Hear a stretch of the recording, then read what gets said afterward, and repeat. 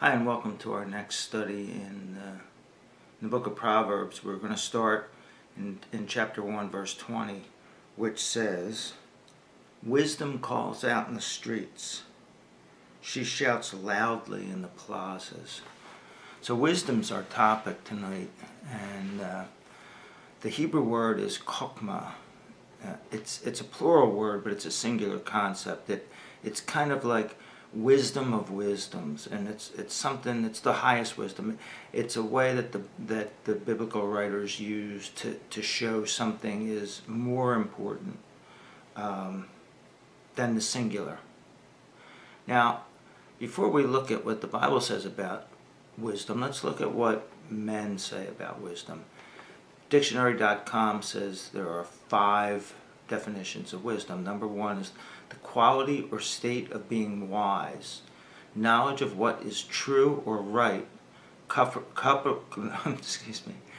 with just judgment as to action, sagacity, which is acuteness of mental discernment, and soundness of judgment, discernment or insight. The second, and that's the one that I think is most like what we're going to be talking about tonight and through the rest of this study in the book of Proverbs. The second is scholarly knowledge or learning. That's the wisdom of the schools. The third is wise sayings or teachings, precepts, wisdom literature. And the reason that I picked the first one instead of this one is because the other extant contemporary books from the Middle East have some nice teachings and precepts in them, but they don't point you to the one true God, the God of Abraham, Isaac, and Jacob. So they're nothing more than wisdom literature. This is wisdom scripture. The fourth definition is a wise act or saying, and then the fifth is just the wisdom of Solomon. But if we go back to the first one of those 5, it's a 2-part concept. You need to identify the correct path, and then the second thing is to take it. Identify the correct path and then take it. And I guess the second part was what Solomon kind of messed up on. Now, what is wisdom? We don't always know what it is.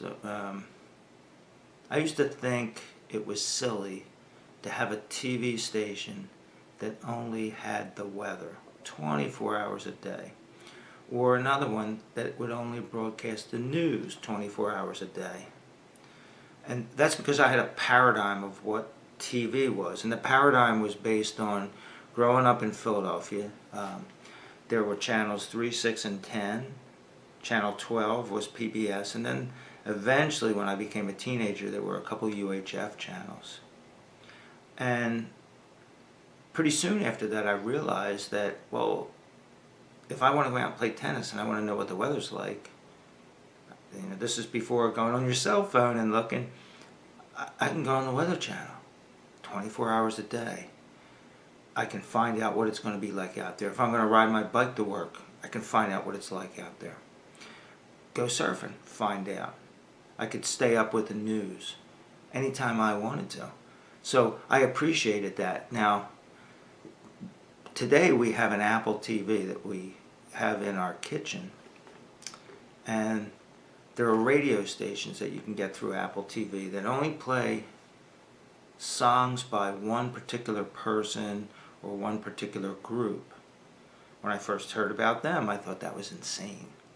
But I love to listen to the Oscar Peterson station. I've listened to the Van Morrison station, and I'm down with them now.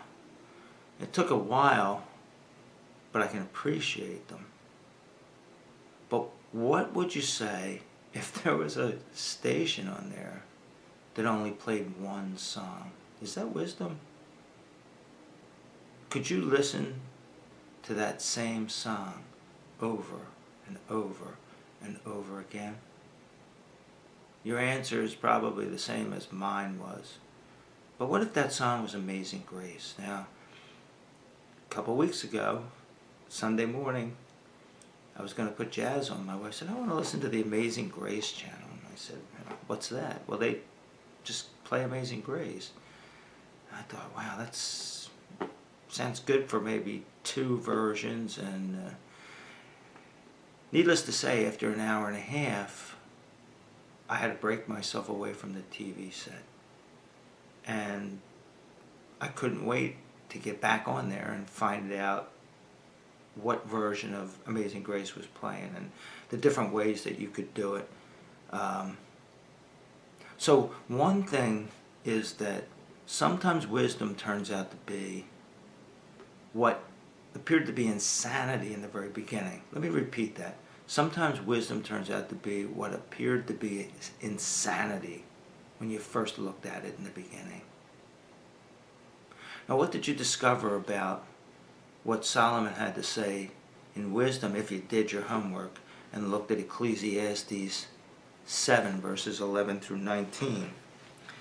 Let me read it. Wisdom, like an inheritance, is a good thing. It benefits those who see the light of day. For wisdom provides protection, just as money provides protection. And the word tsel actually means shade. It provides shade for you.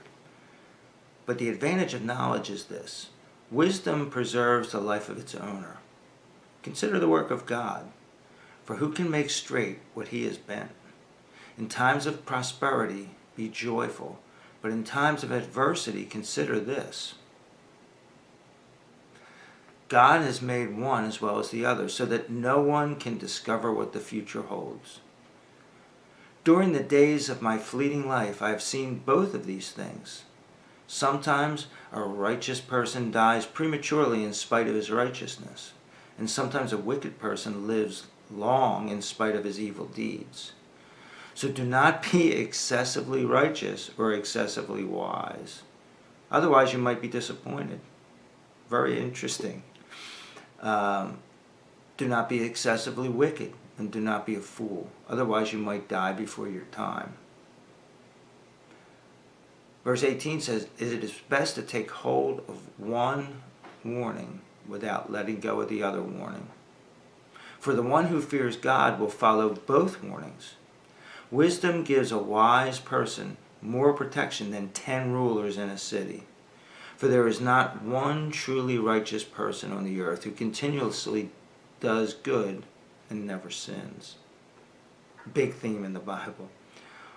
Also, do not pay attention to everything that people say, otherwise you might hear your servant cursing you.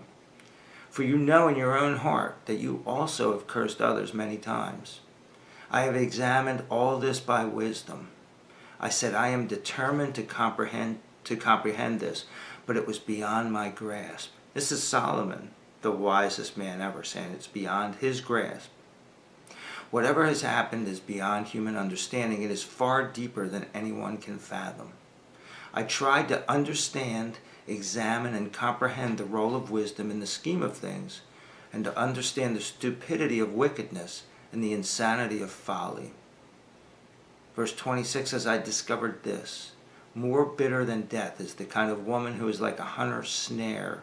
Her heart is like a hunter's net, and her hands are like prison chains. The man who pleases God escapes her, but the sinner is captured by her. The teacher says, and that's Solomon, I discovered this while trying to discover the scheme of things item by item. What I have continually sought, I have not found.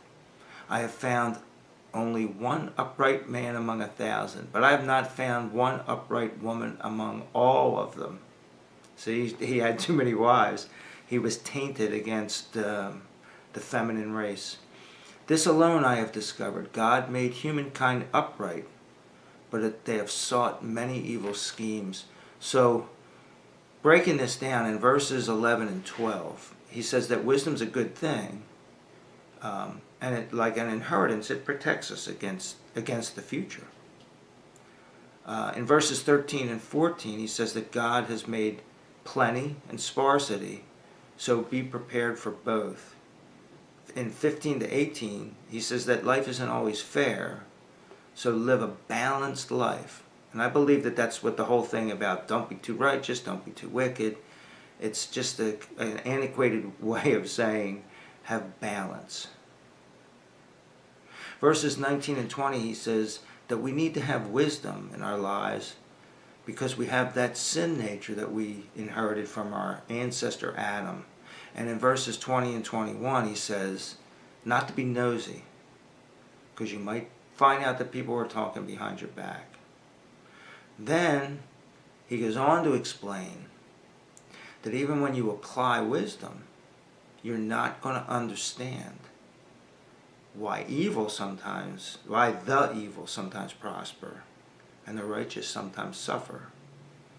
And he concludes by saying that all he really found was our sin nature, what we're up against, why he could be the wisest man in the world and not have it all nailed. And in Ecclesiastes 6 verses 16 and 17, he says, when I tried to gain wisdom and observe the activity on earth, even though it prevents anyone from sleeping day or night, then I discerned all that God has done. No one really comprehends what happens on earth, despite all human efforts to discover it. No one can ever grasp it. Even if a wise person claimed that he understood, he would not really comprehend it. So we're never going to attain perfect wisdom. But we can, like Solomon, recognize that God has done everything around us. And just to find peace in that, to rest in that. So we need to store up wisdom to weather the storm in the bad time and enjoy the peace and tranquility of the good times. Now there's an old saying that says, you can't take it with you. Well, I'm here to tell you that the things that really matter in life, you can take with you. You know, your soul is going to be given a brand new body, a resurrected body, a body that's really in the image of Christ. I mean, we were created by God in His image, but we're going to be like Jesus. We're going to get that body. You can also take the people to heaven that you share the gospel with. The people that you pray for. You might not be good at getting up in front of somebody and saying, hey, this is why you should believe in Jesus. You need to dedicate your life to Him. But maybe your ministry is to pray for those and pray people into heaven. And you can take them with you. And also for the people who you share the gospel with through your life. That's one reason why we're studying this book, so that we can have people look at us and see that garland that we wear. It's invisible, but they'll see it, and see the pendants. And I believe that by the end of this study that we're going to find out that wisdom is that the best things in life we can take with us. Now we only got to the first verse of this section, verse 20.